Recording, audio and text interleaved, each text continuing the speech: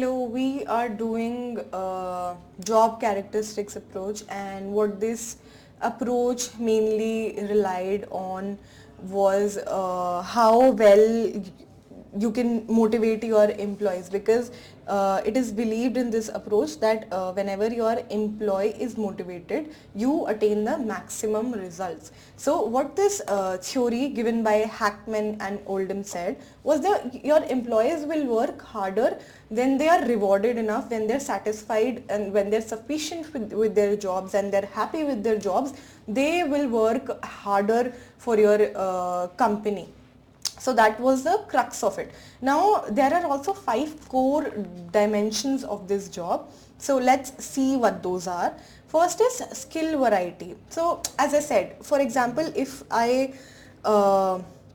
my company makes containers and my job is to assemble the lid on those containers, and every day I come into work and I do the same thing all over again, there is no such skill that is being developed of mine. So this believes in the skill development and different development of the employee, so that the job is more exciting for the employee, it's more engaging for the employee, it feels challenging to do the job, there is a certain sense of achievement then that comes from the challenges.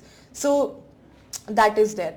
Then we have task identity, refers to the extent of which a job involves completing a whole and identifiable piece of work. So as in engineering approach, if I call back the task, there were fragmentation of the task, so they were broken into little pieces and then given to assigned to individual employees. But in here, task identity refers to doing a whole set of tasks. So if I am not fragmenting the task, I am doing a whole piece of work by my own, there is a sense of contribution that I actually did something.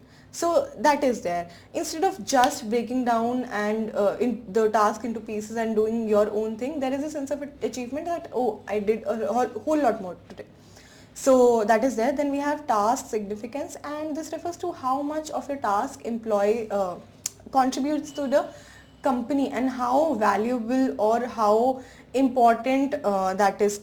So jobs with high task the degree to which a job has significant impact on the lives of others. So let's say if I'm working and if I do not complete my work, the work stops. So that will give me a sense of, okay, my job is also important here. So if I do not do the work, the organization will have some issues. So that is the feeling of importance within yourself. So task significance. Then we have autonomy. Now as seen in the engineering approach, the task for the employees were planned out, but here there is a certain autonomy. So if I wanna teach on a blackboard, I can have that. If I wanna teach using just a page or just an online platform and I want to do teaching in that way, I have the freedom to do whatever I do as long as it's making an impact in the company and it's important for the company. So that's autonomy, the level of independence and freedoms the employees have in planning and execution of their own work. Then we have feedback.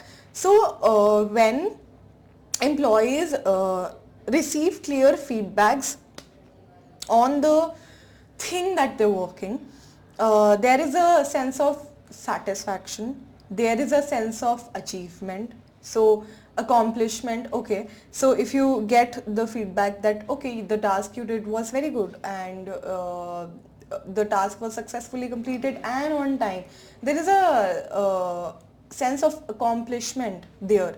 So that is why feedback is very important. So those are the 5 core job dimensions: skill variety, task identity, task significance, autonomy and feedback.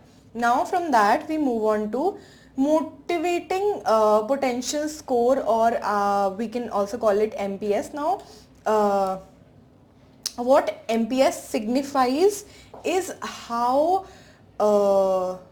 much potential is there in a job to motivate the employees. So we have a formula to also calculate it. The value of MPS comes out in numerical terms. So skill variety, task identity and task significance are given certain numerical values, are assigned certain numerical values, and then same happens with autonomy and feedback. They are assigned numerical values. Then these are added and divided by 3, and then are multiplied with the values of autonomy and feedback. So this gives you what? A numerical value of how much potential your job has to motivate a certain employee. And the higher rates of MPS